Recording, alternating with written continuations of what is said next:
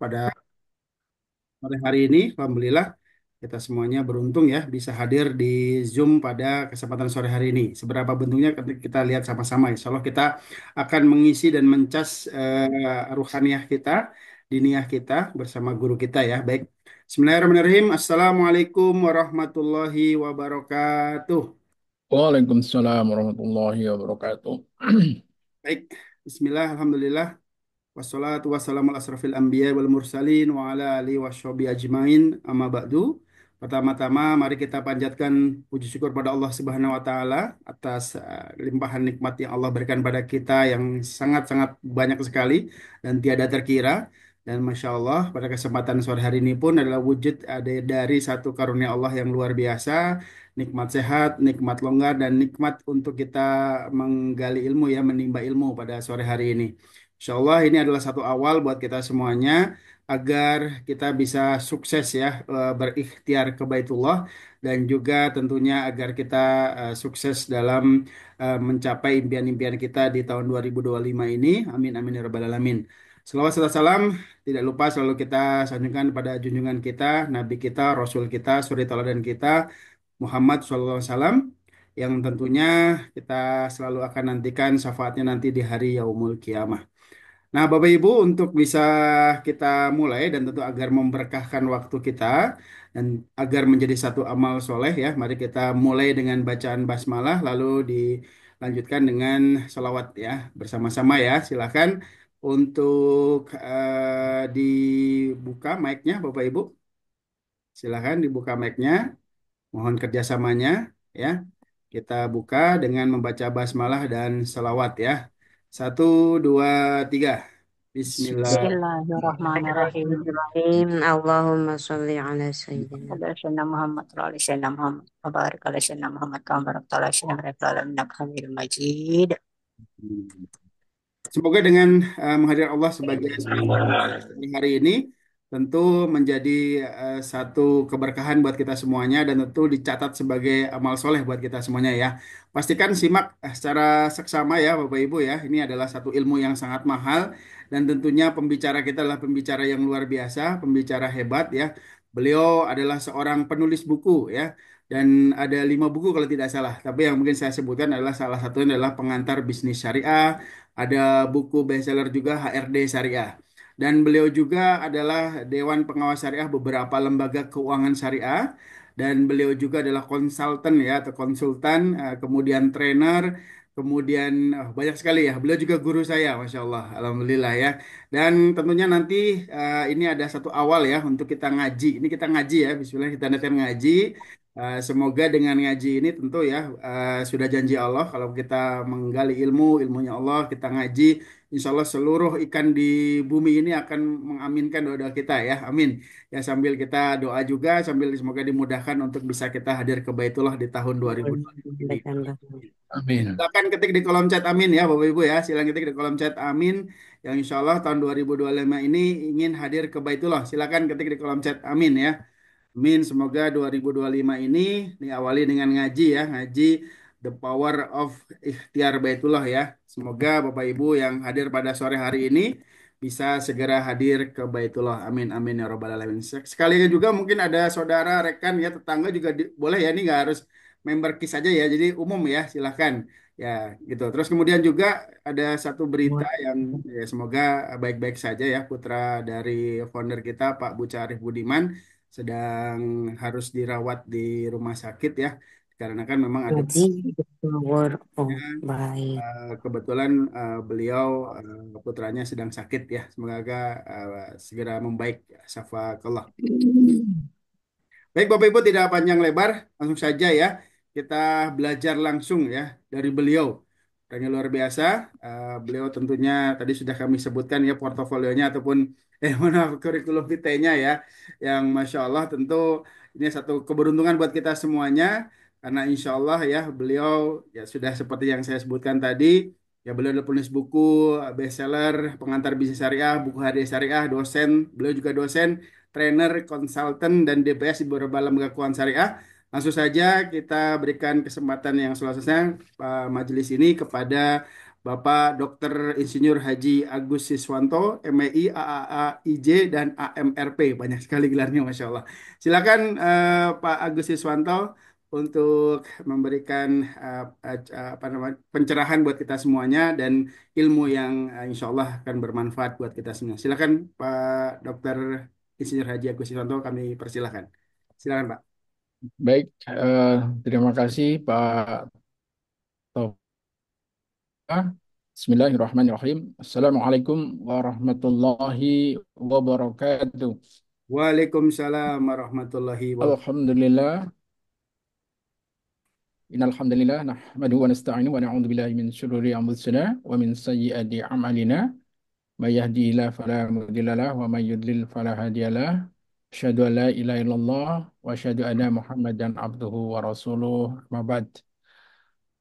Pertama-tama tentu kita panjatkan puji dan syukur kehadirat Allah Subhanahu wa taala atas segala nikmat dan karunia yang telah dilimpahkan kepada kita sekalian, wabil khusus pada sore hari ini kita semua diberikan kesempatan oleh Allah untuk meluangkan waktu bersama-sama, berbagi ilmu, ya mungkin lebih tepatnya sharing session barangkali ya, karena saya juga sama-sama dengan Bapak Ibu sekalian masih terus belajar ilmu yang sangat luas sekali yang harus kita pelajari bersama-sama. Kita bisa saling sharing untuk saling nasihat menasihati dan saling mengingatkan di antara kita agar posisi kita menjadi insan yang bertakwa di sisi Allah Subhanahu wa taala. Karena sebaik-baiknya insan di sisi Allah adalah hanya orang-orang yang bertakwa.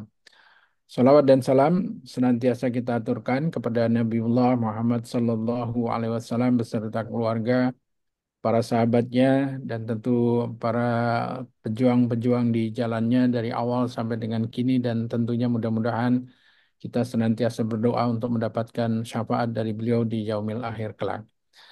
Bapak Ibu sekalian yang berbahagia, izinkan mungkin saya untuk berbagi pada sore hari ini, dan sebagaimana tadi disampaikan ya, sebelumnya mungkin saya memperkenalkan diri. Nama saya Agus Siswanto. Biasa dipanggil nama belakangnya saja ya, Siswanto saja, karena nama Agus ini sudah terlalu populer di Indonesia begitu ya. Kemarin Apalagi viral Pak. Insya Allah. kemarin malah viral ada Agus Buntung segala. Agus-agus yang nggak baik Pak ya. Insya Allah. Iya. Jadi memang ini nama yang deretan 15 nama yang paling populer ya, selain ada Herman dan yang Saya lain. Ya, sehingga apalagi mungkin di Jawa Barat ya, Bapak Ibu sekalian, itu bisa jadi dari 10 laki-laki 9 bernama Agus gitu ya. Nah, sehingga saya cukup dipanggil yang belakangnya aja Seswanto. Dan Alhamdulillah dalam perjalanannya bersama-sama Pak Mustafa, Masya Allah, saya dipertemukan dengan komunitas ya Bapak Ibu sekalian yang pastinya memiliki cita-cita yang sangat luhur, yang mulia, luar biasa ya untuk pergi ke Baitullah, baik untuk diri sendiri maupun juga mungkin untuk orang tua tercinta ataupun untuk siapapun anggota keluarga ya. Tentunya semua niat baik itu insya Allah Allah akan bukakan jalannya ya, dengan skenario yang kadang-kadang di luar daripada ekspektasi kita ya. Jadi itulah janji Allah di dalam surat Al-Alaq ayat 2 bahwa Allah tidak segan-segan kepada orang-orang yang bertakwa akan memberikan ghairul yahtasib, rizki yang tidak pernah disangka-sangka ya, yang datangnya tidak pernah terbayangkan oleh diri kita sendiri apalagi termasuk orang lain. Itulah kekuatan daripada orang-orang yang bertakwa.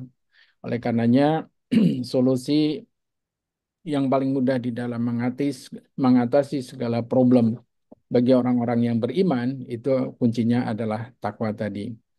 Bapak Ibu sekalian yang berbahagia, di kesempatan pertama ini mungkin saya akan berbagi kepada Bapak Ibu sekalian berkenaan dengan apa fondasi bagi seseorang yang saat ini sedang berikhtiar ya. Bagi kita, ikhtiar kita memiliki sekaligus dua dimensi.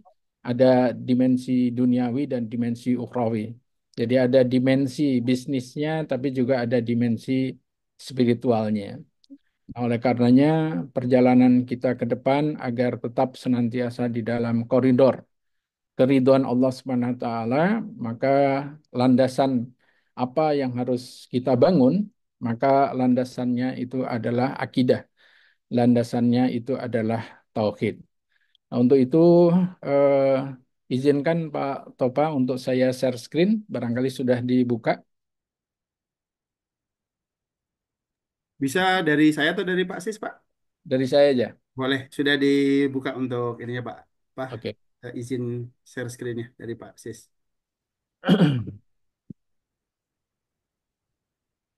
Ya, silakan Bapak Ibu ya yang belum bersilaturahim, sebutkan nama, asal kota, dan tim mana ya, boleh ya, silakan Bapak Ibu. Bismillah.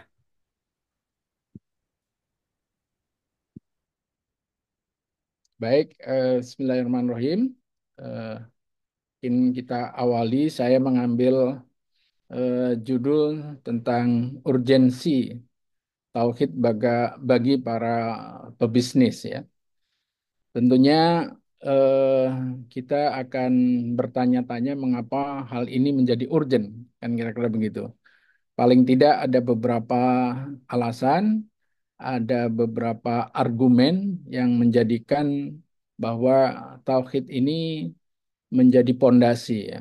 Jadi kalau misalkan diibaratkan sebagai sebuah bangunan, Islam itu adalah sebagai sebuah building ya, maka tauhid itu adalah merupakan pondasinya. Baru kemudian di atasnya ada rukun iman, nah kemudian di atasnya adalah rukun Islam dan untuk mencapai manusia yang ihsan ya.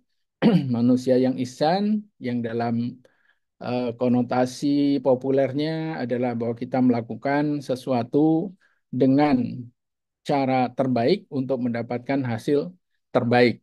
Ya, kira-kira kalau dalam bahasa manajemennya itu adalah ihsan ya.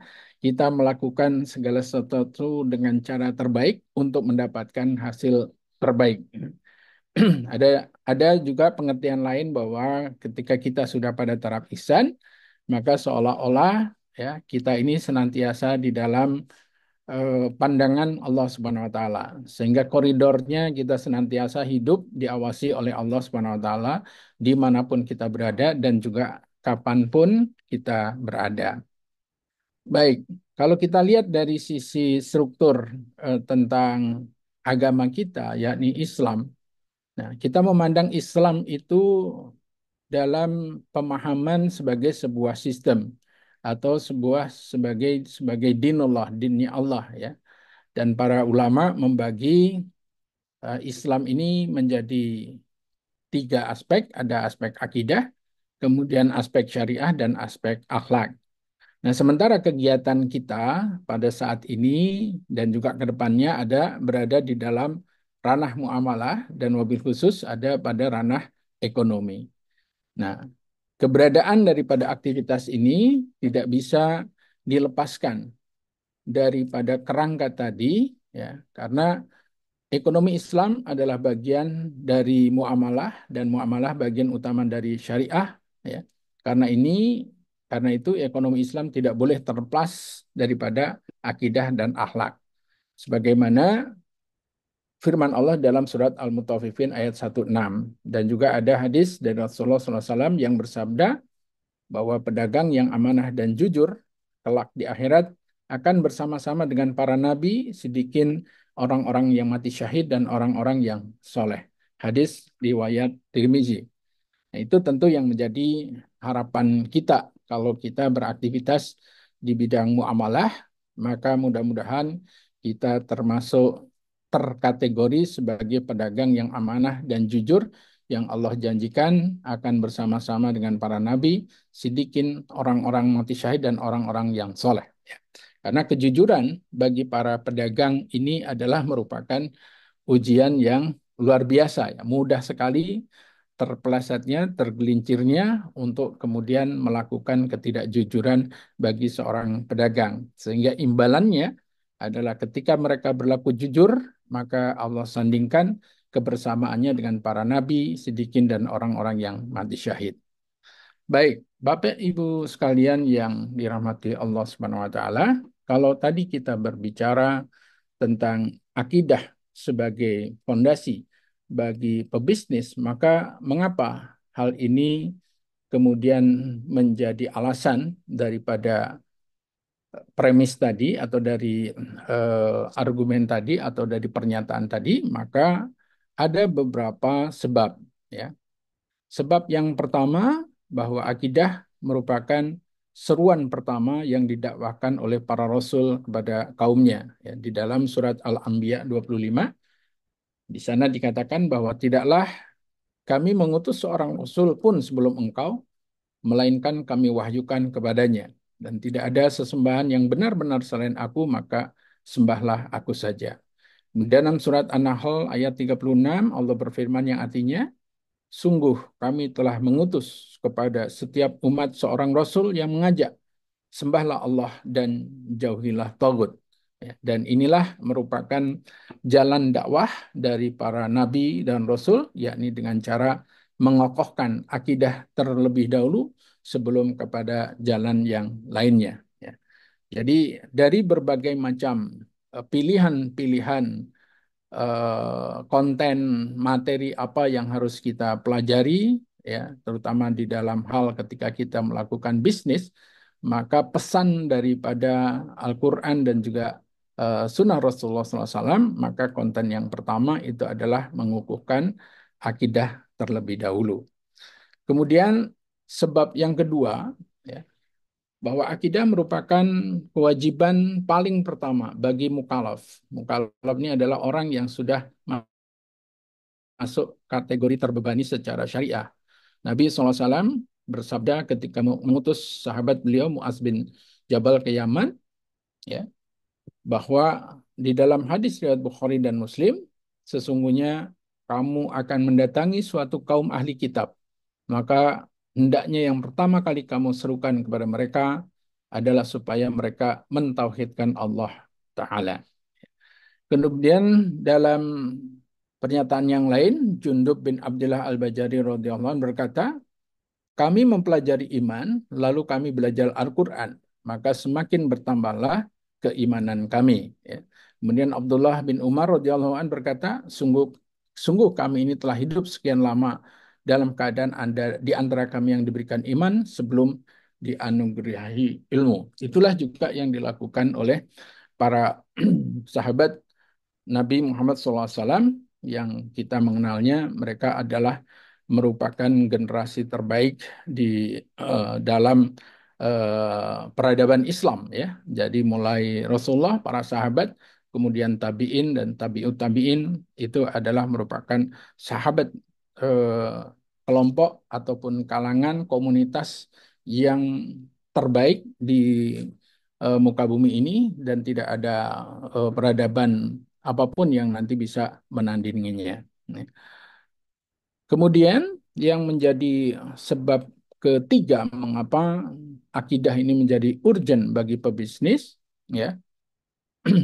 Mohon maaf, sebab ketiga, ya, ini salah judul, ya, bahwa akidah adalah pokok Islam dan asas agama, ya, dan tidak diterima amal serta tidak akan menjadi baik ucapan kecuali dengannya, di mana Allah berfirman di dalam surat Al-Maidah, barang siapa yang kufur kepada keimanan maka sungguh terhapus amalannya. Allah juga berfirman dalam surat Az-Zumar 65 yang artinya sungguh jika kamu berbuat syirik maka pastilah akan terhapus seluruh amalmu, ya. Dan kemudian ketika kita bicara tentang akidah, ya, sebagai sebuah ilmu yang harus kita pelajari dan juga kita amalkan, maka para ulama memberikan kemudahan kepada kita untuk mengklasifikasi, ya, di dalam ketiga eh, dalam tiga, ya, dalam tiga klasifikasi. Ada akidah ada tauhid rububiyah, uluhiyah, dan asma wa sifat. Nah, ini semuanya adalah untuk memudahkan pemahaman kita berkenaan tentang konsep akidah sebagai pondasi di dalam segala aktivitas kehidupan kita, termasuk aktivitas di dalam bisnis yang tadi telah saya sebutkan. Yang pertama adalah tentang tauhid rububiyah. Ya. Tauhid rububiyah itu berbicara tentang mentauhidkan segala apa yang dikerjakan Allah, baik mencipta, memberi rizki, menghidupkan, dan mematikan. Serta bahwasanya Allah adalah Raja, penguasa, dan yang mengatur segala sesuatu. Ya. Nah, ini ada dalam surat Al-A'raf 54 dan surat Fatir 13. Bahkan kemudian dalam konteks rububiyah ini, orang musyrik pun juga mengakui tentang sifat rububiyahnya Allah ini. Nah, kalau kita lihat di dalam surat Al-A'raf ayat 54, Allah berfirman, Inna rabbakumullahu alladhi khalaqas samawati wal ar fi sittati ayyam summa stawa 'alal arsh yugsil laila nahara yatlubuhu khasisan wasamsa wal qamara wan nujum musakharatin bi amrihi ala lahu khalqu wal amr tabarakallah rabbal tabarakallah rabbal alamin. Sesungguhnya Rabbmu adalah Allah yang telah menciptakan langit dan bumi dalam 6 masa. Kemudian dia berkuasa atas arash, dia menutupkan malam pada siang yang mengikutinya dengan cepat, dia ciptakan matahari, bulan, dan bintang-bintang tunduk pada perintahnya. Ingatlah hanya miliknya lah segala penciptaan dan urusan, maha berlimpah anugerah Allah, Tuhan semesta alam. Ini dalil tentang tauhid rububiyah, di mana tadi kita mengetahui bahwa Allah di dalam konteks rububiyahnya, maka Allah lah yang mencipta, memberi rezeki, menghidupkan, dan mematikan.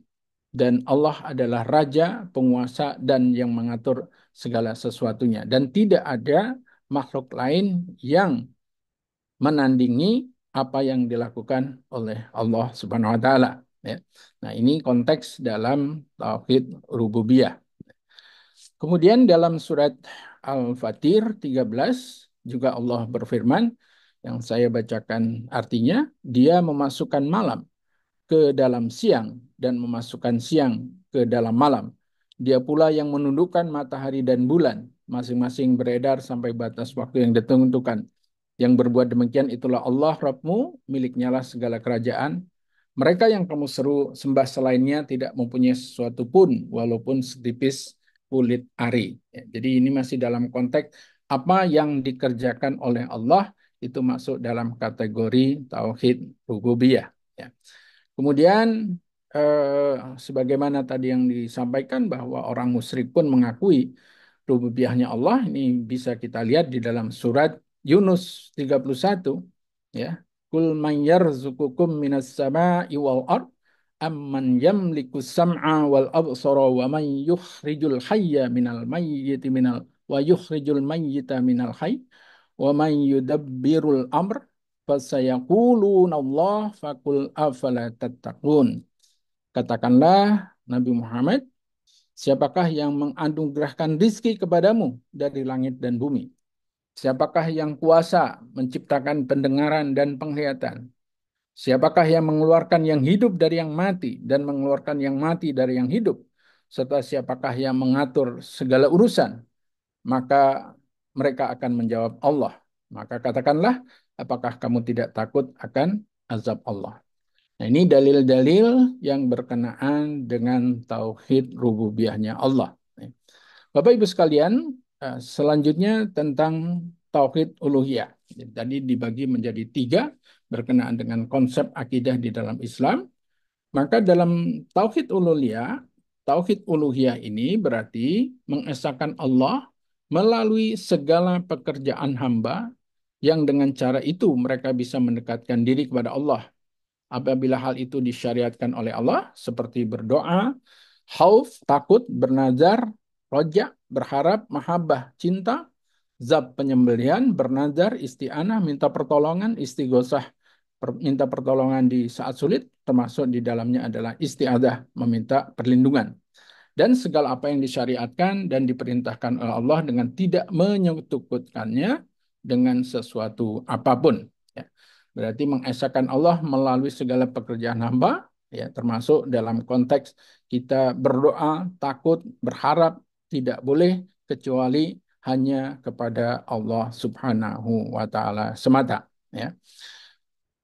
Tauhid uluhiyah, sungguh Allah tidak akan ridho bila dipersekutukan dengan sesuatu apapun. Bila ibadah dipalingkan kepada selain Allah, maka pelakunya jatuh pada syirkun akbar atau syirik akbar dan tidak diampuni dosanya. Sebagaimana surat An-Nisa 48 dan 116. Innallaha la yakfiru ayyusroka bihi wa yakfiru ma duna dzalika liman yasha wa man yusyrik billahi faqad iftara isman adima. Sesungguhnya Allah tidak akan mengampuni dosa karena mempersekutukannya atau syirik. Tetapi dia mengampuni apa dosa yang selain syirik itu bagi siapa yang dia kehendaki. Siapapun yang mempersekutukan Allah sungguh telah berbuat dosa yang sangat besar. Ya. Dan inilah fenomena yang juga sering mudah menggelincirkan, ya, para pelaku usaha, para pebisnis yang kemudian menganggap bahwa ada selain Allah yang bisa mendatangkan rezeki baginya, ya. Nah, tidak kurang kita sering melihat orang yang lebih percaya kepada dukun, orang lebih percaya kepada jimat, ya, untuk mendapatkan dagangannya laris dan sebagainya dan sebagainya. Ini fenomena yang seringkali terlihat di dalam masyarakat, yang seringkali karena mungkin keawamannya, ketidaktahuannya, mungkin juga karena ilmunya, maka mereka berislam tapi masih melakukan hal-hal yang termasuk dalam kategori kemusyrikan. Kemudian juga di dalam surat An-Nisa 116, Innallaha la yaghfiru ayyushraka bihi wa yaghfiru ma duna dzalika liman yasha wa man yusyrik billahi faqad dhalla dhalalan ba'ida. Sesungguhnya Allah tidak akan mengampuni dosa karena mempersekutukannya atau syirik. Tapi dia mengampuni dosa selain syirik itu bagi siapa yang dia kehendaki. Siapapun yang mempersekutukan Allah sungguh telah tersesat jauh. Ya. Ini berkenaan dengan tauhid uluhiyah. Berikutnya tauhid yang ketiga, kategori yang ketiga diklasifikasikan oleh para ulama, yakni tauhid al-asma wa sifat, menetapkan apa-apa yang Allah telah tetapkan atas dirinya dan telah ditetapkan Rasulnya untuknya tanpa tahrif dan taktil serta tanpa takyif dan tamsil, ya, menetapkan tanpa tamsil, menyucikan tanpa taktil, menetapkan semua sifat Allah dan menafikan persamaan sifat-sifat Allah dengan makhluknya. Ya. Ini adalah tauhid asma wa sifat. Jadi kita eh, tidak boleh melampaui, ya, dengan membuat definisi-definisi berkenaan dengan kekuasaan Allah yang di luar daripada yang Allah telah informasikan, di luar dari Allah dan Rasulnya yang telah informasikan kepada kita. Ya. Dan dalam tauhid asma wa sifat ini didasari atas dua prinsip, bahwasanya Allah wajib disucikan dari sifat-sifat kurang secara mutlak seperti ngantuk, tidur, lemah, bodoh, mati, dan lainnya. Jadi artinya mempersamakan sifat dengan manusia. Allah mempunyai sifat-sifat yang sempurna, yang tidak ada kekurangan sedikit pun juga. Tidak ada sesuatu pun dari makhluk yang menyamai sifat-sifat Allah Subhanahu wa Ta'ala. Ya. Ini kategori di dalam tauhid asma wa sifat. Ya. Sebagaimana di dalam surat Al-A'raf 180 yang saya nukil, artinya hanya milik Allah nama-nama yang paling baik, maka berdoalah kepadanya dengan menyebut nama-nama itu. Nah, kemudian di dalam Quran surat Rum 27 yang artinya, dan hanya baginya lah sifat yang maha tinggi di langit dan di bumi, dan dialah yang maha perkasa lagi maha bijaksana. Kemudian dalam surat An-Nahl 74 yang artinya maka janganlah kalian mengadakan penyerupaan bagi Allah, sesungguhnya Allah mengetahui sedang kalian tidak mengetahui. Kemudian dalam surat Al-A'raf 180, walillahil asma'ul husna fad'uhu biha wa darul ladzina yul yulhiduna fi asma'i sayudzawna ma kanu ya'malun. Allah memiliki asma'ul husna, nama-nama yang terbaik. Maka bermohonlah kepadanya dengan menyebut asma'ul husna itu dan tinggalkanlah orang-orang yang menyalahartikan nama-namanya. Mereka kelak akan mendapatkan balasan atas apa yang telah mereka kerjakan. Ya. Masih eh, dalam surat Ar-Rum 27, dialah yang memulai penciptaan, kemudian mengembalikannya, menghidupkannya lagi setelah kehancurannya. Hal itu lebih mudah baginya. Miliknya lah sifat yang tertinggi di langit dan di bumi.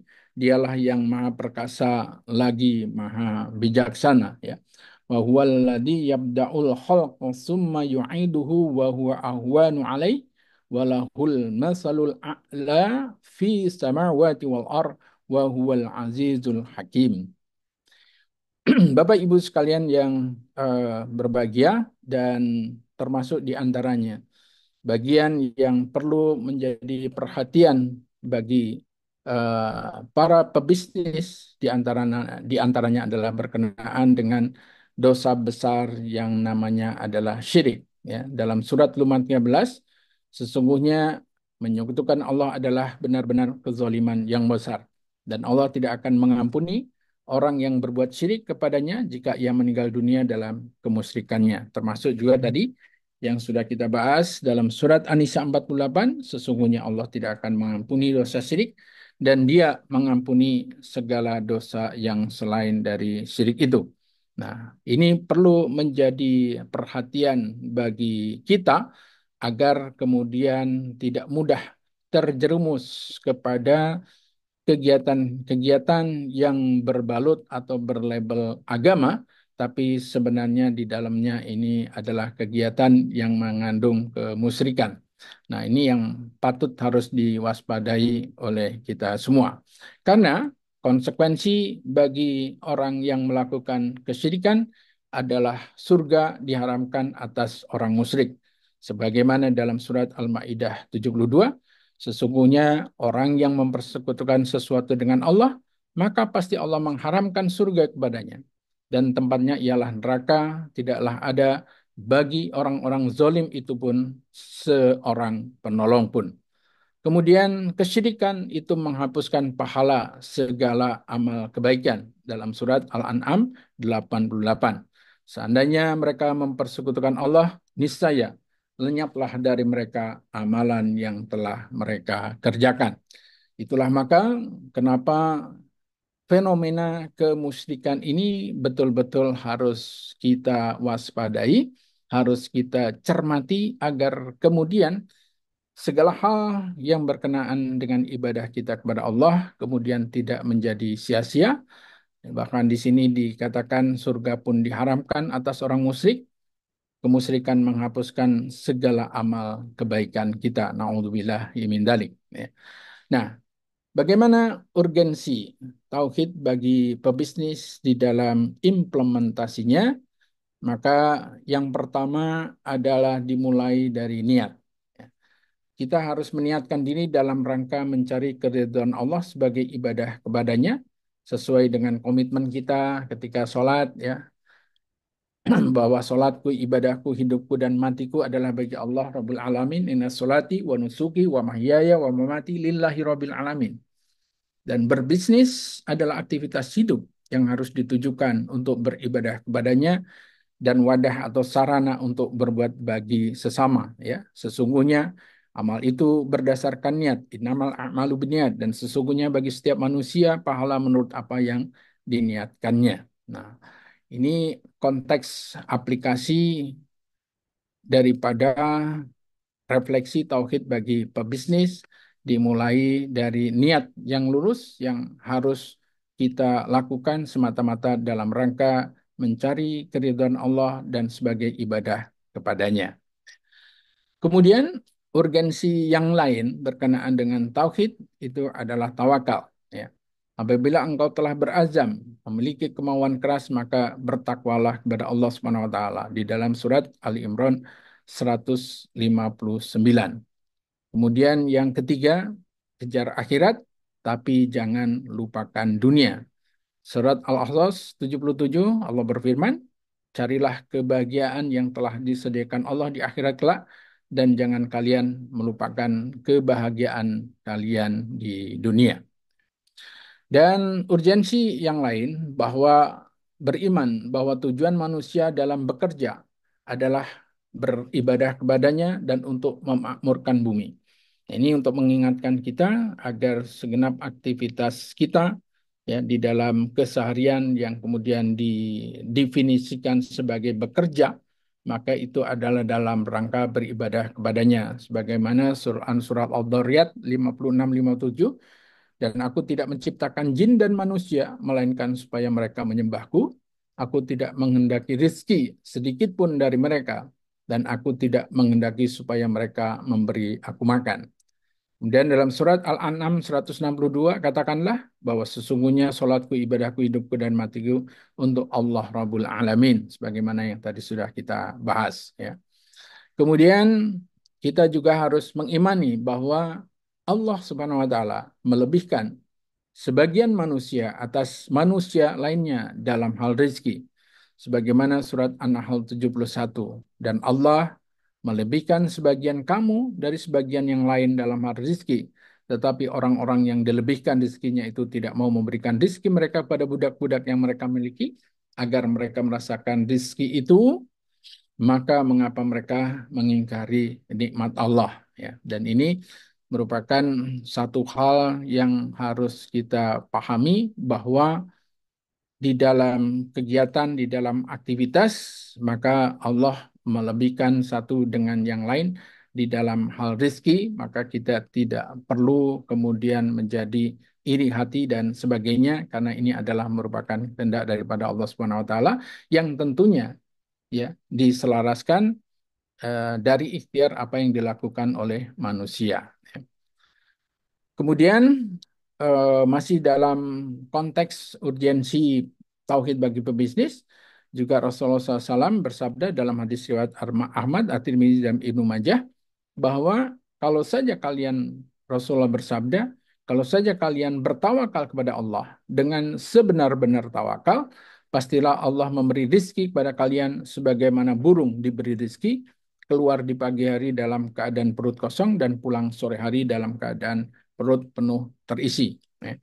Jadi inilah makna kekuatan daripada keimanan bagi seorang muslim ketika memiliki pondasi akidah yang mapan, yang kuat, ya, maka mereka adalah merupakan orang-orang yang tidak pernah berputus asa di dalam melakukan segala macam ikhtiar karena mereka mengetahui janji-janji Allah dan Rasul-Nya. Ya. Di sini Allah Allah menggambarkan bahwa burung saja ya yang tidak memiliki intelektualitas begitu ya, hanya diberikan kekuatan ya, mereka dengan PD-nya keluar di pagi hari dalam keadaan perut kosong dan pulang sore hari dalam keadaan perut penuh terisi. Apatah lagi kalau itu adalah manusia yang merupakan makhluk yang terbaik yang Allah ciptakan. Ya. Bapak Ibu sekalian, yang juga harus kita imani bahwa Allah juga adalah sebagai penjamin rezeki. Ya. Nah, ini masih dalam konteks pentingnya urgensinya akidah atau tauhid bagi pebisnis, harus kita kita yakini, kita imani bahwa Allah sebagai penjamin rezeki. Sebagaimana surat 29 ayat 17. Sesungguhnya yang kamu sembah selain Allah itu tidak mampu memberikan rezeki kepadamu, maka mintalah rezeki itu di sisi Allah. Dalam surat 29 ayat 60, Allah berfirman yang artinya, dan berapa banyak binatang yang tidak dapat mengurus rezekinya, Allah lah yang memberi rezeki juga kepadamu. Nah, ini sebagai pegangan bagi kita bahwa yang menjamin rezeki itu adalah Allah Subhanahu wa taala. Dan begitu banyak manusia yang kadang-kadang mereka tidak yakin dengan hal ini, ya, sehingga ketika mereka bekerja di dalam pekerjaannya mereka harus menegakkan kebenaran di dalamnya, maka mereka menjadi takut untuk dipecat, kemudian takut untuk menyuarakan kebenaran tadi, karena seolah-olah kalau dipecat atau dikeluarkan dari perusahaannya, seolah-olah rezeki itu sudah tidak akan menghampirinya, ya. Padahal di sini Allah adalah sebagai penjamin rezeki. Ya. Kemudian yang lainnya yang patut menjadi perhatian bagi kita agar kita memiliki landasan yang kuat, ya, ketika kita berikhtiar sebagai pebisnis, maka Allah mengatakan takut miskin itu adalah sebagai penyakit yang disebabkan oleh setan. Surat Al-Baqarah 268, Allah berfirman, "Setan menakut-nakuti kamu dengan kemiskinan dan menyuruh kamu berbuat kejahatan, kikir sedang Allah menjanjikan untukmu ampunan daripadanya dan karunia." Ya. Dan seorang muslim jangan sampai menjadi binatang ekonomi yang hidup hanya untuk makan, ya. Dalam surat Ali Imran 110, kamu adalah umat yang terbaik yang dilahirkan untuk manusia yang menyuruh pada yang ma'ruf dan mencegah yang mungkar dan beriman kepada Allah Subhanahu wa taala. Juga Allah mengajarkan kepada kita untuk juga berbagi melalui ajaran infak, di mana Islam lebih menghargai orang-orang yang mencari dan menafkahkan hartanya daripada orang-orang yang terus menginvestasikan kekayaannya untuk mendapatkan kekayaan yang lebih banyak lagi. Surat Al-Baqarah 267, Allah berfirman, "Hai orang-orang yang beriman, nafkahkanlah di jalan Allah sebagian dari hasil usahamu yang baik-baik dan sebagian dari apa yang kami keluarkan dari bumi untuk kamu." Ini Allah mengajarkan kepada kita untuk kemudian tidak individualis, karena dalam apa yang kita peroleh ada sebagian yang merupakan hak orang lain, dan ketika itu kita lakukan maka sejatinya kita menjadi bagian dari tangan-tangan Allah atau menjadi tools-nya Allah, ya, untuk menyebarkan eh, rezeki kepada orang lain, ya.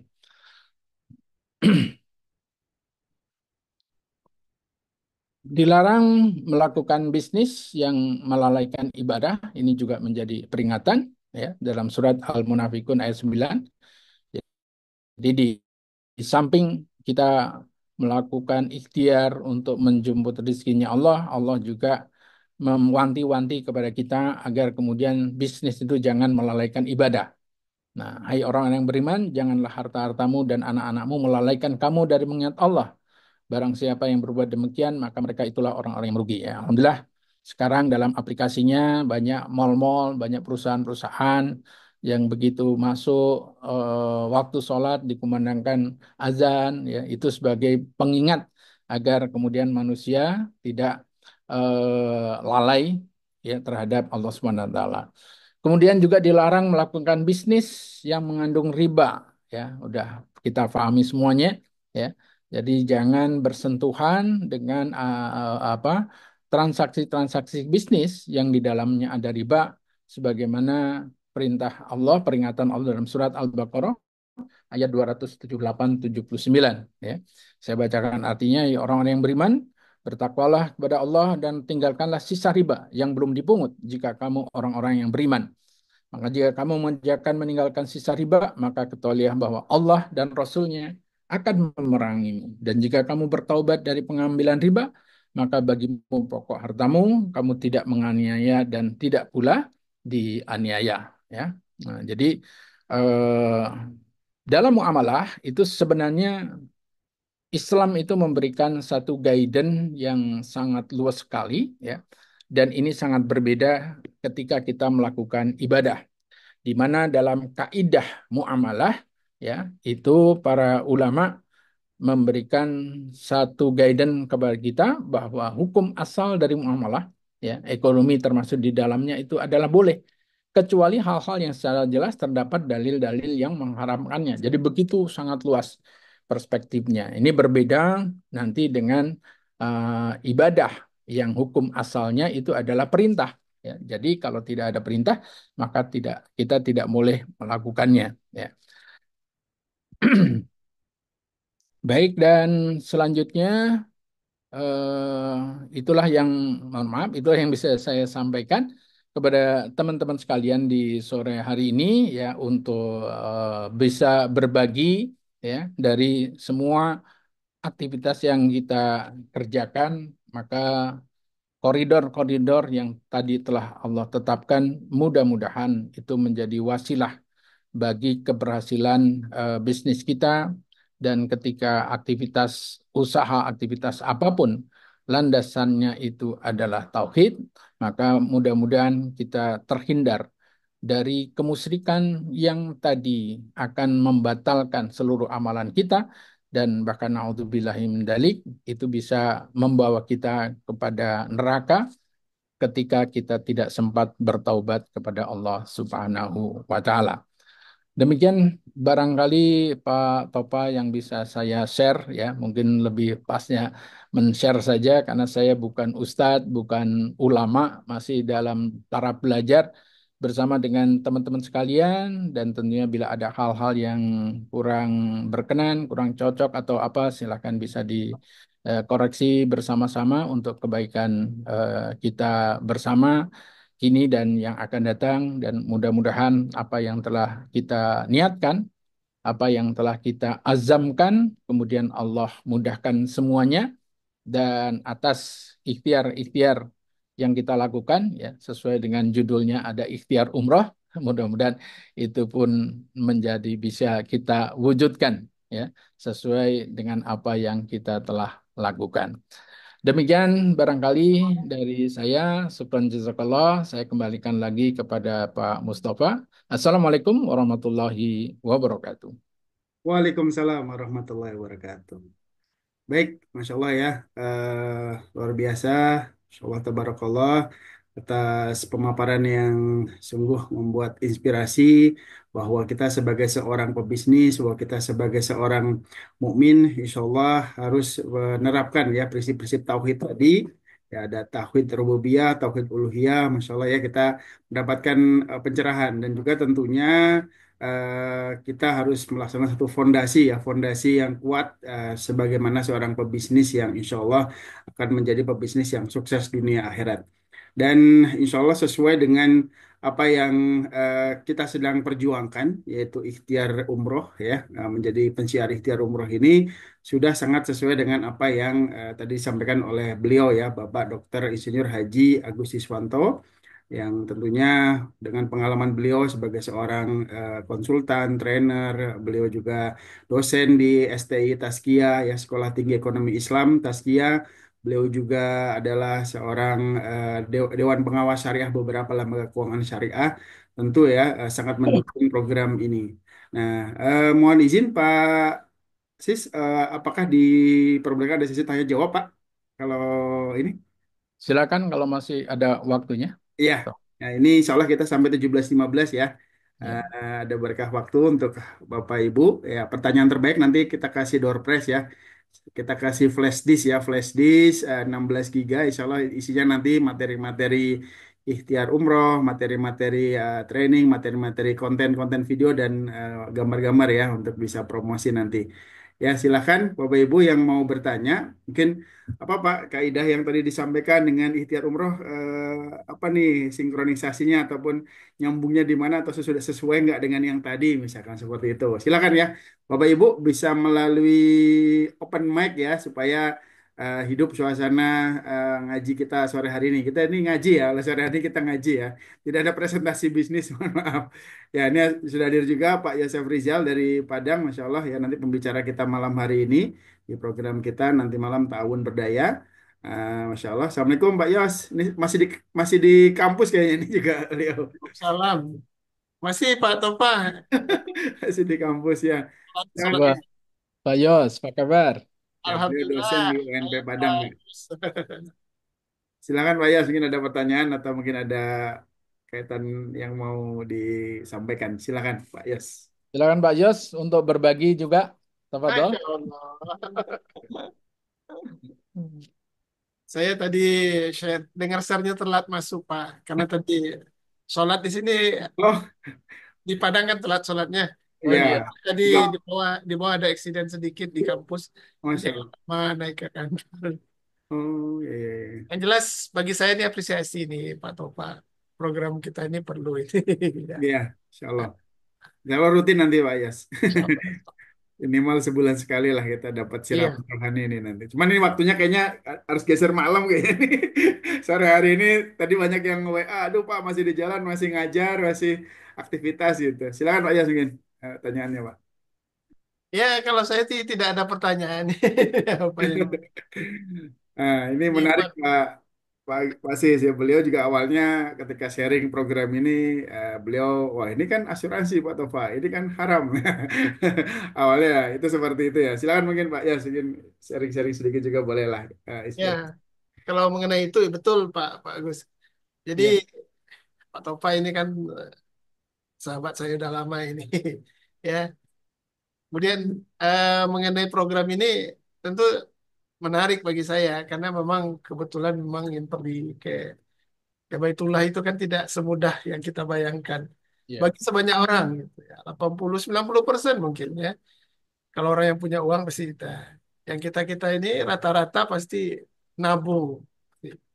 Nah, nabung ini ada program, tapi di belakangnya kok asuransi kan gitu ya. Iya. Jadinya kan ada yang bertanya asuransi. Saya bilang, Pak Taufan asuransi haram. Ya, kalau bagi saya gitu ya.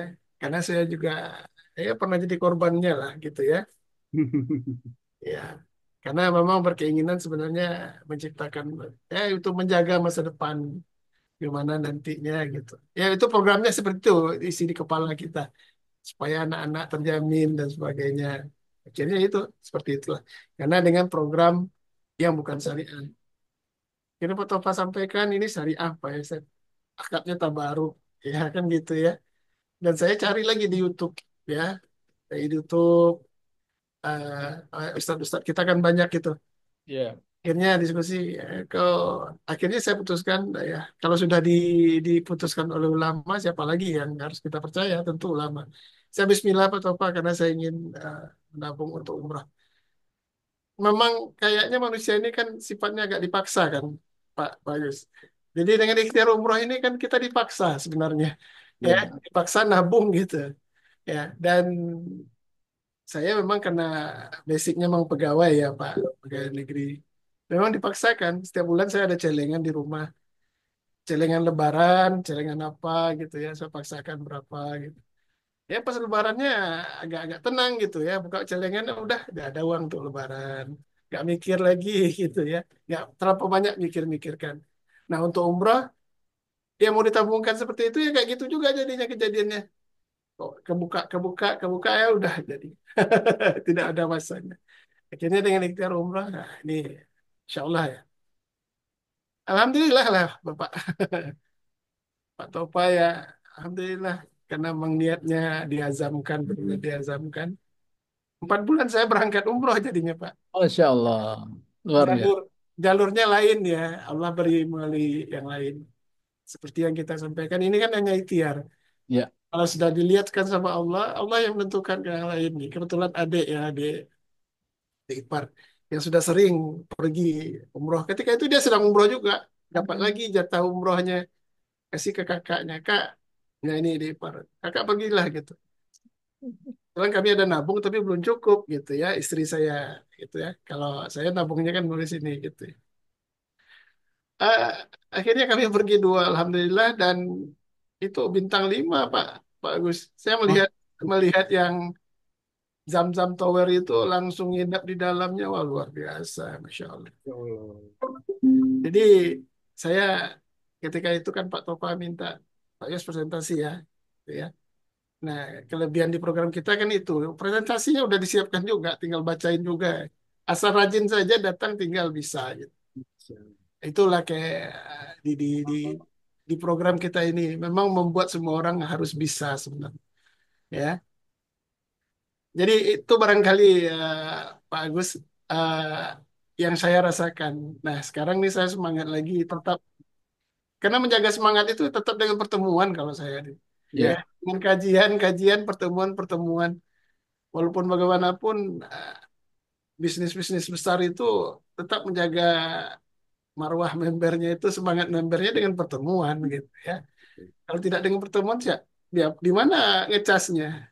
Ya. Malah dengan kita, kalau kita tidak datang ke kajian, di mana kita ngecas dapat ilmunya kan gitu. Masya Allah. Ya. Apalagi sekarang sebenarnya kalau kajian yang namanya kajian bisa seperti ini kan, online gitu. Dengan santai. Ini kan termasuk yang santai ini, ya. Ah, Tapi kan adabnya majelis kan ada. Kalau yang sebenarnya harus datang kayak gitu. Kalau dengan guru saya ini darurat sebenarnya kalau mengaji belajar seperti ini. Tapi ya itu sudah ada teknologi seperti ini tidak pula mengaji. Itu bagaimana pertanggungjawabannya kan gitu. Betul. Tuh Pak Agus. Ya, Masya Allah. Baik, Pak Yos, Masya Allah ya. Insya Allah ya, inspirasi dari beliau luar biasa. Tentu semangat beliau dan tadi juga disampaikan, bisa dikatakan juga kan nafas ya, atau jantung kalau bahasa filosofinya ya, jantung ataupun nafas dari bisnis ini ya pertemuan ke pertemuan gitu. Kalau kita absen hadir ke pertemuan ya tentu bisa tidak bernafas ya juga akan siarnya ataupun semangat kita bersiar akan menurun bahkan mati gitu dalam tanda kutip ya. Ya, itu menjadi poin tersendiri hari ini tentu dan tentu kita bukan hanya apa namanya ingin mengajak Bapak Ibu dalam tanda kutip ya mengejar apa yang dalam konsep dunia saja tapi akhirat juga dengan kita membuat kajian-kajian ilmu ini dan tentu saya pribadi diingatkan oleh guru saya ada Pak Agus Haryadi, ada Pak Agus Siswanto. Ini rata-rata Pak Agus, Pak Yos. Berapa ini kita ya, guru kita nih Masya Allah. Makanya manggilnya Pak Sis ya, Pak Ahar kalau yang satu lagi Oh, gitu guru ya. saya gitu. Ya, baik. Wah, ini ada yang resen. Mohon izin Pak Yas ya, kita berlanjut ke Ibu Yoyoh nih dari Bogor nih. Nah, Insya Allah. Silakan Bu Yoyoh, ada pertanyaan. Nanti juga yang ada di kolom chat ini Bu Marningsi dari Jambi ya. Mohon izin Bu Marningsi ya, kita apresiasi yang mau resen dan open mic dan open cam. Silakan Bu Yoyoh, mungkin ada sharing atau pertanyaan silakan.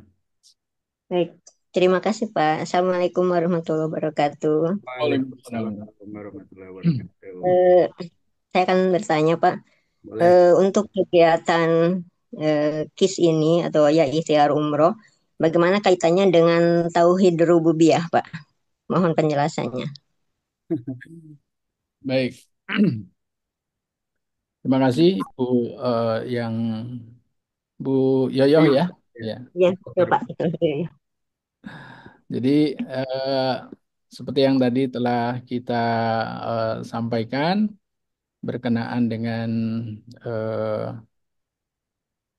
para ulama membagi menjadi tiga ya akidah atau tauhid itu yang ada tauhid rububiyah, kemudian uluhiyah dan asma wa sifat ya.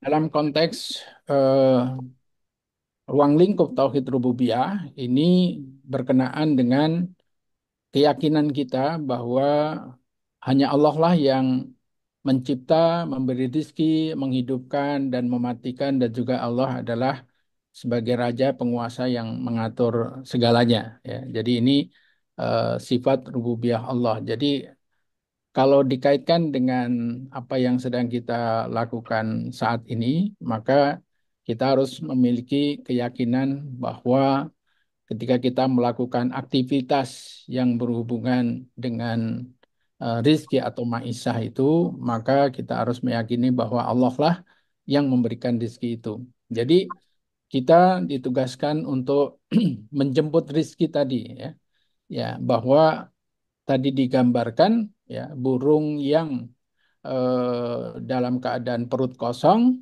ya, burung yang tidak punya akal, pokoknya dia keluar tapi kemudian pulang dalam keadaan perut yang sudah penuh. Apatah lagi sebagai manusia.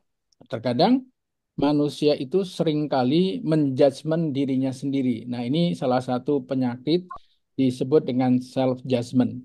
Ya, jadi belum apa-apa sudah kemudian menghakimi diri sendiri. Apakah mungkin ya? Apakah saya bisa mengajak orang lain untuk mau ibadah umroh ya? Kalau dalam rumus Pak Tova kan ajaklah 5 orang ya kan, kemudian yang 5 orang kemudian kita dorong untuk mengajak yang lain. Nah kadang-kadang kita sudah muncul penyakit yang namanya self judgment. Self judgment itu adalah penghakiman kepada diri kita sendiri yang kemudian itu bisa mematikan ikhtiar dan mematikan kreasi. Ya. Nah, tadi dengan munculnya keraguan-keraguan ataupun penghakiman terhadap diri sendiri, apakah iya saya bisa, apakah iya skema-skema itu mungkin dicapai dan seterusnya. Ya. Nah, sedangkan semuanya itu ya ketika kita melakukan mengajak orang lain, tentunya yang nantinya akan membolak-balikan hati manusia itu untuk ikut ajakan kita itu pasti Allah. Nah, ujungnya mesti harus kepada Allah. Sehingga ketika kita yakin bahwa ketika kita sudah berikhtiar mengajak, ya sudah, serahkanlah kepada Allah ya bahwa dia nanti akan ikut ataupun tidak, yaitu pastinya nanti ketika dia mendapatkan hidayah dari Allah, maka dia akan ikut dengan kita. Oleh karenanya, maka tidak perlu ada kata putus asa karena bisa jadi ya mungkin 5 orang pertama ya itu orang-orang yang belum dipilih oleh Allah gitu untuk mendapatkan hidayah gitu ya.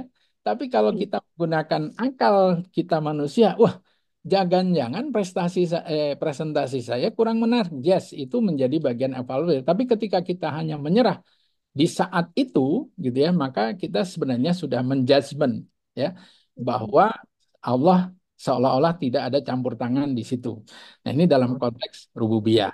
Nah, oleh karenanya orang yang meyakini dengan tauhid rububiyah ini nanti akan selalu berusaha dan selalu berikhtiar ya dan Allah sudah janjikan rizki itu ada pada diri kita ya dan kita tinggal menjemputnya. Cuman masalahnya kan segede apa, sebesar apa kita nggak tahu. Jadi kita hanya disuruh untuk berikhtiar. Bisa jadi ya jalannya ikhtiar itu dibukanya melalui Pak Mustafa nih dengan program ikhtiar umroh. Bisa jadi itu salah satunya. Nah, oleh karenanya tidak ada yang namanya keputusasaan ketika kita sedang menjemput rezeki. Karena ada yang mengatakan bisa jadi ketika kita berhenti ya di hari ini, padahal Allah janjikan rezeki itu adanya besok, maka kita menjadi orang yang gagal. Kan kira jadi tipis banget kan? Tipis sekali gitu. Jadi ketika kita menghakimi diri kita dan menyimpulkan pada diri kita sendiri, oh kayaknya udah deh, saya akan udahan aja gitu. Bisa jadi ya yang Allah janjikan itu ya prospek itu datangnya besok hari gitu ya ketika kita melanjutkan ikhtiar itu. Tapi karena kita sudah menyimpulkan diri sendiri, ya, penghakiman tadi yang self judgment tadi, maka kemudian rezeki itu tidak menerpa kepada diri kita. Itulah gunanya dengan adanya tauhid rububiyah ini, maka manusia akan selalu tidak pernah berputus asa dan selalu akan sigap dan selalu giat ya untuk menjemput rezekinya Allah. Ya. Hasilnya nanti kita serahkan kepada Allah dengan cara bertawakal. Nah, kurang lebihnya begitu barangkali Bu Yoyo ya aplikasi dalam aktivitas di kegiatan kita di ikhtiar umroh itu. Demikian, mudah-mudahan berkenan kiranya. Baik, terima kasih Pak. Alhamdulillah Nah, pencerahannya. kembali lagi. Ini ternyata motivator juga beliau ya. Kalah saya ini. Ya, Masya Allah. Jazakallah Pak Sis ya. Bu Yoyoh juga atas pertanyaannya, Masya Allah ya. Tentu ya ini menjadi satu penyemangat kita tadi dalam hal kita bersiar. Jangan pernah kita berputus asa. Jangan pernah kita menganggap ya kayaknya nggak akan ada deh yang mau kita ajak nih kayaknya nggak akan ada gitu kan. Bahwa segala sesuatu ya tentu kita harus ya tugas kita sebagai manusia adalah berikhtiar ya. Ya Allah yang akan memberikan. Tapi ya tuh jangan pernah berhenti. Harus terus ya terus dan terus terus persisten lah kalau ini ya. Dan tadi juga apa menjadi satu hal yang luar biasa Pak Sis ini ya.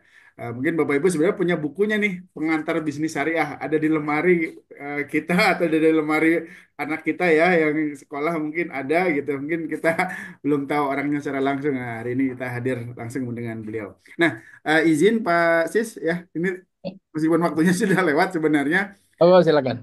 ini ada pertanyaan di kolom chat ya. Oh, baik. Dengan Ibu Marningsih. Assalamualaikum Bu Marningsih ya. Beliau semangat siar luar biasa dari Jambi nih Pak Sis. Iya. Dari Jambi Iya. Bu Marningsih. Bagaimana cara menjelaskan kepada yang lain bahwa asuransi yang bekerja sama dengan KIS dalam ASKI ini tidak mengandung riba. Wah, ini Iya. nih yang di apa namanya di masyarakat luas atau di luaran sana ya, karena memang Masya Allah ya ada juga beberapa saudara-saudara kita yang ngambil kesimpulannya salah ya kemarin Pak Yos ya gurunya Ustadz Erwandi ya. Padahal kalau mengikuti sampai akhir beliau sebenarnya membolehkan asuransi syariah gitu, tapi karena mungkin baru setengah, baru seperempat, belum sampai akhir, ya mungkin salah ngambil kesimpulan. Silakan mungkin Pak Sis, ada nggak teknik singkat ya supaya tadi orang jadi oh gitu ya, gitu. Silakan Ya, Pak Aziz. ya baik. Berbedanya asuransi syariah dengan asuransi konvensional itu terletak pada satu kalimat, Pak. Pembedanya, ya. Itu adalah dari sisi akad. Pada asuransi konvensional kemudian penuh dengan dinamika riba, gharar, maisir. Riba itu bunga ya, penambahan jumlah atau riba nasiah. Kemudian gharar itu ketidakjelasan dan maisir itu untung-untungan. Itu karena memang akadnya adalah jual beli risiko, gitu ya. Jadi perusahaan asuransi konvensional itu kan menjanjikan ya yang dia perjualbelikan itu kan cover risiko. Jadi kalau Pak Topa meninggal, nanti ahli warisnya saya tanggung. Nah, caranya adalah apa? Caranya belilah premi asuransi berapa? 100.000 rupiah gitu ya per bulan atau per tahun misalkan 100.000 membayar premi asuransi. Nanti kalau Pak Topa meninggal, ya kan, dalam masa perjanjian maka akan saya ganti ahli warisnya mendapatkan 10 juta. Nah, ini dari segi besaran ya, seseorang hanya membayar 100.000 kemudian mendapatkan 10 juta. Nah, ini sering menjadi pemahaman bahwa ini adalah riba nasiah ya, penambahan jumlah gitu ya. Dan kalau kita telisik ke belakang, nah kenapa ini bisa terjadi ya karena akad yang digunakan adalah akad jual beli risiko. Nah, sedangkan walaupun angkanya sama ya, jadi dalam asuransi syariah orang juga berkontribusi ya, tapi akadnya adalah tolong menolong. Saya masuk dalam komunitas tolong menolong dan kemudian sudah diatur besaran kontribusi yang saya harus lakukan, katakanlah per bulan 100.000. Nanti ya dalam perjanjian, misalkan ikut perjanjiannya adalah 1 tahun. Kalau misalkan Pak Sis meninggal dunia di dalam masa perjanjian, maka kemudian akan mendapatkan uang 10 juta. Betul, sama-sama mendapatkan uang 10 juta, tapi mekanismenya dalam asuransi syariah itu, kan kita tadi udah naruh 100.000 ya. Nah, kok kemudian dapat 10 juta? Ya, nah kurangnya berapa yang 9.900.000 dari mana? Dari akad ta'awuni, ya, dari akad tolong menolong. Karena orang-orang yang masuk di dalam komunitas asuransi syariah itu dari awal sudah mengikrarkan dirinya bahwa saya ikut di dalam mekanisme tolong menolong. Ya, di mana kalaupun saya tidak terjadi risiko, maka saya sudah mendapatkan pahala menolong orang lain. Kalaupun pas saya yang kebagian risiko, maka saya akan ditolong oleh orang lain. Besarannya berapa? Nah, supaya adil, maka kemudian ada ketentuan tadi. Misalkan dapat 10 juta. Berarti uang tabungan saya 100.000 ditambah dengan 9.900.000 dari orang yang juga ikut di dalam komunitas itu dan telah mengakadkan dirinya untuk menolong saudaranya yang lain. Nah, ini berbeda sekali dengan yang di konvensional. Di konvensional itu orang bayar premi 100.000. Nah, yang 9.900.000-nya dari mana? Ya, dari perusahaan. Nah, perusahaan dapatnya dari mana? Terserah dia.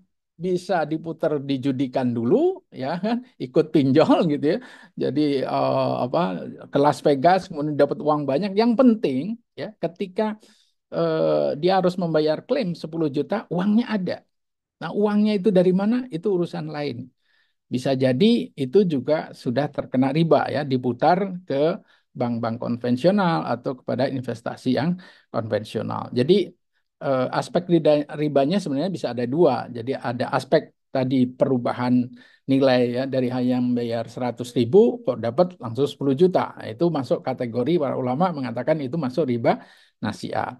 Kemudian riba yang kedua ya ketika menghadirkan uang kan dia udah bayar premi 100.000. Nah, 9.900.000-nya dari mana? bisa jadi itu juga dari mekanisme ribawi. Ya, entah dia putar dalam praktek-praktek perjudian, dia putar dalam investasi yang lain, walaupun eh, apa ya dalam aturan regulasi sih pemerintah tidak se-ekstrim itu ya, tetap ada batasannya, tapi batasan itu pun mereka nanti akan menginvestasikannya, istilahnya berternak uangnya itu juga yang dibolehkan diatur oleh regulasi karena dia konvensional itu adalah di praktek-praktek yang ribawi, entah itu di saham gitu ya, atau di deposito pada bank konvensional. Nah, itu kan semuanya ada Trading. unsur ribanya. Trading saya Ada itu. begitu yang membedakan. Jadi karena akadnya berbeda, maka turunannya menjadi berbeda. Nah, asuransi syariah itu adalah di awal ketika orang berakad itu perusahaan itu memfasilitasi. Dia fasilitator, mempertemukan antara satu anggota dengan anggota yang lainnya untuk saling bertaawun dan itu diwakili oleh perusahaan asuransi syariah sebagai fasilitator sehingga uang yang dikelola ya itu pun aman karena apa? Karena pemegang amanah posisi dari perusahaan asuransi syariah sedangkan perusahaan asuransi konvensional itu bukan pemegang amanah. Nah, saya ilustrasikan begini Pak Topa misalkan ya. Jadi kalau pada asuransi konvensional hari ini ada misalkan pesertanya Pak Topa bayar premi 1 miliar ya. Maka itu secara akad karena akadnya jual beli, maka uang 1 miliar itu sudah milik saya sebagai perusahaan asuransi konvensional. Dan saya bisa gunakan apa saja dengan uang 1 miliar itu keesokan harinya. Mungkin saya bisa beli mobil baru, bisa saya nambah kantor baru, atau mungkin saya putar ke investasi apapun, ya. Yang itulah kemudian menjadi penyebab kenapa asuransi Jiwasraya, kenapa asuransi Bumi Putra sekarang bergelimpangan karena akad yang digunakan adalah akad jual beli. Begitu mereka dapat premi dari peserta 1 miliar, mereka bebas menggunakan untuk apa saja. Ya. Hmm. Atas sekalipun ada aturan pemerintah bisa diakalin. Nah itu masalahnya. Sementara di syariah nggak bisa Pak. Ketika Pak Topa bayar premi 1 miliar kepada saya, maka regulasi pemerintah dan DSN MUI, Majelis Ulama Indonesia, itu harus membagi menjadi 3 kantong, Pak. Ya, ada kantong yang namanya ujroh. Ujroh itu berarti upah. Upah itu diambil sekian persen dari uang 1 miliar itu karena akad yang digunakan adalah Pak Topak minta tolong kepada saya, mewakilkan kepada saya untuk mengelola risiko dan saya berhak untuk mendapatkan upah. Namanya akadnya wakalah bil ujroh. Ya. Nah, kemudian kantong yang kedua adalah kantong yang digunakan untuk tolong menolong. Namanya dana tabaruk dan akadnya adalah akad ta'awun. Ya. Jadi memang di asuransi sering disalah kaprahkan gitu ya. Teman-teman saya sering dikritik. Pak Sis itu akadnya banyak di asuransi. Padahal dalam bisnis nggak boleh akad double itu. Nah, Nanti beda ada. konteks. Ya, akad di asuransi itu 3 akad tapi subjeknya berbeda-beda gitu loh. Seperti itu ya. Nah, akad ta'awun itu di antara peserta. Itu jadi kantong yang pertama tadi ujroh, kantong yang kedua itu adalah dana tabaruk. Nah, kantong yang ketiga, bila mana ini bentuknya itu adalah tabungan, maka itu masuk dalam rekening tabungan, Pak. Sehingga inilah menjadi keunggulan kenapa asuransi syariah di Singapura itu laku keras, Pak. Booming. Ya, kenapa? Karena pengelolaannya nggak akan mungkin macam-macam. Yang dia bisa kotak-katik, Pak, hanya ujrohnya. Dan ujrohnya itu sangat kecil. Jadi katakanlah Pak Topa bayar premi tadi 1 miliar. Uang yang bisa saya nikmatin, Pak, itu paling mungkin hanya 5%. Nah, itulah bedanya. Makanya sering juga dikritik, pantesan Pak Sis, asuransi syariah pasti kalah dong bersaing dengan konvensional. Yes, karena asuransi konvensional begitu saya terima uang premi 1 miliar dari Pak Topak, besok saya bisa buka kantor. Besoknya saya bisa beli mobil operasional. Besoknya saya bisa rekrut karyawan sebanyak mungkin. Tapi asuransi syariah, Pak, hanya dibatasi tadi berapa? lima lima persen. Itu persen. yang menjadi haknya dia. Makanya asuransi syariah, kata Pak Ahar itu, Pak Sis, asuransi syariah itu harus modalnya lebih gede daripada asuransi konvensional kalau mau bersaing. Betul, begitu. Nah, jadi itulah yang menyebabkan kenapa kemudian di dalam asuransi syariah itu aman betul, Pak. Sangat aman sekali, ya. Makanya kasus-kasus yang seperti Jiwasraya, Betul. kemudian Bumi Putra itu tidak akan terjadi pada asuransi syariah karena mereka dari awal ketika Pak Topa sebagai nasabah membayar kontribusi itu sistem di dalam perusahaannya, Pak, itu sudah langsung kebagi tiga, Pak. Kita Hmm. nggak bisa ngapa-ngapain itu. Sudah di lock begitu. Nah, Ya. ketika saya ke Singapura, saya tanya nasabahnya, Cik, cemana suka pada asuransi syariah? Oh iya, asuransi syariah nggak akan melakukan cheating katanya, nggak akan melakukan kecurangan seperti asuransi konvensional. Duit saya dibawa lari. Hmm. Ya, Tidak ya. mungkin di asuransi syariah karena mereka hanya menikmati yang 5% saja. Jadi aman, Pak. Bahkan ini ada kasus terbaru di Indonesia. Kebetulan asuransinya dulu saya yang buat gitu ya, mendirikan. Itu di tengah jalan mereka kehabisan biaya operasional, Pak, sehingga mereka berhenti. Tetapi kan dana tabaruk tadi kan utuh, Pak, Hmm. ya kan? Dana untuk sama-sama tolong menolongnya itu utuh, Pak. Sehingga perusahaannya itu tidak berjalan, tapi bisa bayar klaim dengan tepat waktu, Pak. Kenapa? Karena dana untuk tolong menolongnya itu sudah diamankan sejak asuransi itu dulu saya dirikan di tahun 94. Wah itu OJK sampai geleng-geleng kepala. Inilah hikmahnya asuransi syariah katanya. Insya Coba Allah. kalau asuransi konvensional, nasibnya sama seperti Bumi Putra. Dan hanya dalam waktu 1 tahun, Pak, ketika dia tidak bisa beroperasi, maka langsung berdatanglah investor untuk membeli, mengambil alih. Dan alhamdulillah sekarang hidup lagi asuransi itu. Masya Allah. Begitu kira-kira gambarannya. Jadi kalau nggak di stop bisa satu SKS ini.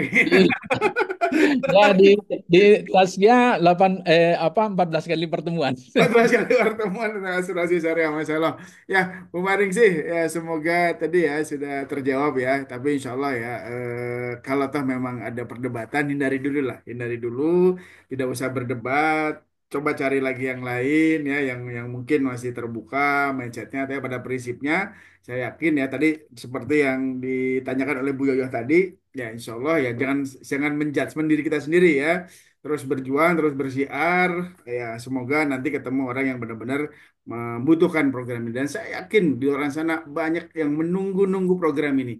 Mungkin belum tepat waktunya, belum tepat momentumnya, ya belum tepat timingnya dan segala macam. Insya Allah nanti kita akan apa namanya meraih hasilnya, panennya setelah kita buktikan satu persatu. Ya, begitu Bapak Ibu ya, kita udah melewati waktunya 15 menit, Masya Allah. Mohon izin, Pak Sis mungkin ada closing statement atau mungkin jadwal berikutnya bulanan aja mungkin Pak Sis ya, supaya tidak ini mungkin ya, atau gimana Pak Boleh, Sis? boleh, boleh. Diatur saja, mungkin nanti bisa seling dengan teman-teman yang lain supaya dia Ya, ranah saya ya biasanya nanti kalau ingin mendalami lebih jauh tentang asuransi syariahnya, insya Allah nanti saya akan berbagi kepada Bapak Ibu sekalian. Karena salah satu ujian akhir semester mahasiswa saya kemarin itu adalah bagaimana mahasiswa bisa menjelaskan tentang asuransi syariah hanya dalam waktu 5 menit. Gitu. wih, Masya Allah.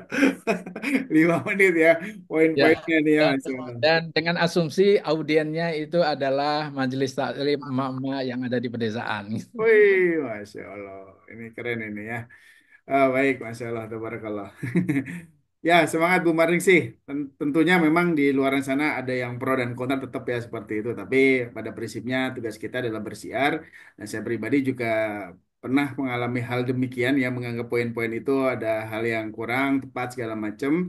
Ya pada akhirnya saya pribadi ya memegang teguh ya fatwa Majelis Ulama Indonesia saja gitu yang tentunya itu terdiri dari beberapa pandangan dari berbagai ilmu ya dan berbagai ahli ulama di sana itu alim ulama di sana. Itu mungkin cukup demikian Bu Marisi cukup ya Bu Yoyo cukup. Nah untuk yang mendapat door prize tadi selamat kepada Ibu Yoyo ya. Oh ya ini Bu apa Ibu Rini ya. Terima kasih, Pak. Sama, tapi paling nanti dikirim ya Bu ya, dikirimkan untuk flash disknya ya. Flash disknya otentik keren ya. Bagus kayaknya insya nanti. Alhamdulillah. Oke, selanjutnya ya ada yang mau dimasukkan kalau bisa agak malaman, Pak. Siap. Jangan sore ya masih kagok ya. Soalnya nanti Pak Sis kita agendakan lagi, tapi soalnya ini juga akan diupload di YouTube kita ya. Buat teman-teman yang belum subscribe ya channel kita yang baru ya. Mohon di subscribe ya biar segera bisa live lagi ya. Qadarullahnya kemarin kita terkena terkendala ya, terkena hacker yang pada akhirnya channel kita disuspend ya oleh pihak YouTube ya. Tapi tentu tidak mengurangi semangat kita bersiar terus ya. Baik Pak Yos ya, baik. Semoga perjalanan aman, selamat, lancar, berkah Pak Yos hadir di jalan. eh saya kira sudah cukup ya, kita sudah di sesi akhir. Nah, oleh karena itu, Bapak Ibu, selamat atas segala apa yang kita dapatkan pada sore hari ini. Masya Allah, semoga menjadi sebuah tambahan ilmu kita dan insya Allah dengan kita menambah ilmu, insya Allah juga rizkinya juga bertambah. Amin, amin, ya rabbal alamin. Dan semoga rizkinya makin berkah dan rizkinya insya Allah bisa untuk pergi ke Mekah ya dan Madinah. Amin amin ya robbal alamin. Bapak Ibu. Dan tentunya jangan lupa selalu hadir juga di Zoom-Zoom syiar kita ya. Wih, Abdul Ghabur baru masuk. Ya di apa hari Minggu ya sore hari Minggu sore jangan lupa nanti malam juga ada Jumat malam Sabtu yang Ta'awun Berdaya dan hari Rabu ya Zoom kita ya jadi 3 kali dalam sepekan ya dari Ahad nanti sore hari kemudian Rabu malam hari dan Jumat malam hari.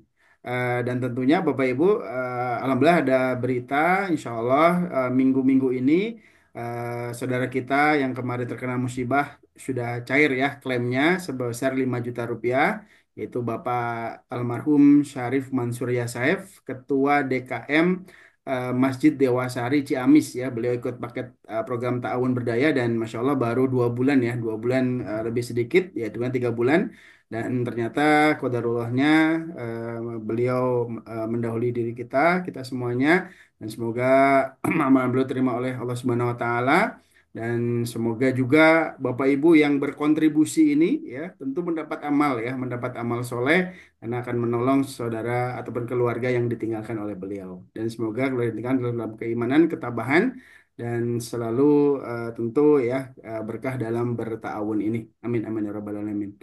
Assalamualaikum Pak Yai ini mohon izin udah selesai Pak Yai. Ampunten Pak Mustafa, ini Iya. baru hadir dari Walimaan. Oh, ngaten Pak Yai. Beliau Pak Kiai Nggih. Haji Abdul Ghafur dari Jombang, Pak Sis. Masya Allah. Salam kenal Pak Kiai Gofur. Salah minggu depan tanggal Nggih, nggih. 26, Waalaikumsalam. ya tanggal 26 kita bersiar di Kediri, Jombang, Blitar, Madiun nih bersama Pak Kiai Ghafur nih insya Allah. Nggih, nggih. Baik Bapak Ibu ya. Semoga Allah melancarkan kita. Amin, amin ya Amin. rabbal alamin. Baik, insya Allah ya. Bapak Ibu yang dirahmati Allah, ya kita sudah pada di penghujung acara. Mungkin ada singkat closing statement Pak Sis, motivasi buat kita semuanya singkat saja mungkin kata-kata hari Iya. ini. Baik. Apa aja ini? Silakan Pak Sis. Insya Allah kalau semuanya karena lillah maka tidak ada kata lelah. Masya Allah, luar biasa. Baik, itu kata-kata hari ini dari Pak Sis ya, masalah di closing statement di ngaji The Power of Ikhtiar Baitullah, Masya Allah. Terima kasih Bapak Ibu, semoga apa yang kita dapatkan hari ini menjadi sebuah ilmu yang bermanfaat dan menjadi satu semangat untuk kita bersiar ikhtiar Baitullah, ikhtiar umroh ini dan program-program ta'awun dari KIS lainnya. Dan Masya Allah ya kita di penghujung acara mari kita tutup dengan bacaan hamdalah dan doa kafaratul majelis ya bersama-sama setelah hitungan ketiga. Mohon sudi kiranya membuka mic-nya, pencet tombol mic-nya. Mari kita berkahkan di akhir majelis kita dengan membaca hamdalah dan membaca kafaratul majelis setelah hitungan ketiga. 1, 2, 3. Alhamdulillah. Alhamdulillah. Amin. Subhanakallahumma wa bihamdika asyhadu an la ilaha illa anta Baik. Sekali lagi, Masya Allah, Alhamdulillah, jazakallah khair untuk Bapak Dr. Haji Insinyur Agus Siswanto, ya. yang sudah berbagi ilmu pada kita semuanya. Semoga ini menjadi sebuah awal yang baik buat kita, komunitas Indonesia Saling Bantu Saling Berdaya, dalam menggali ilmu, dalam bersiar, dalam memperjuangkan supaya kita bisa hadir ke Baitullah dan mengantar banyak saudara-saudari kita umat Muslim untuk bisa hadir ke Baitullah. Amin amin ya robbal alamin. Salam semangat siar, go Baitullah, go Indonesia Berdaya. Go Indonesia Berdaya. Assalamualaikum warahmatullahi wabarakatuh. Waalaikumsalam. Waalaikumsalam Waalaikumsalam warahmatullahi warahmatullahi wabarakatuh. wabarakatuh. Terima kasih loh Pak. Baik, Bapak Ibu, jazakallah khair semuanya. Sampai jumpa di Zoom berikutnya.